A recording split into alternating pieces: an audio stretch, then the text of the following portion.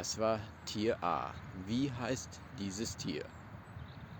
Jetzt kommt Tiergeräusch B. Wie heißt dieses Tier? Bald kommt Tier C und so weiter. Freut euch schon. Schreibt es in die Kommentare. Ich verfreue mich. Euer Olli.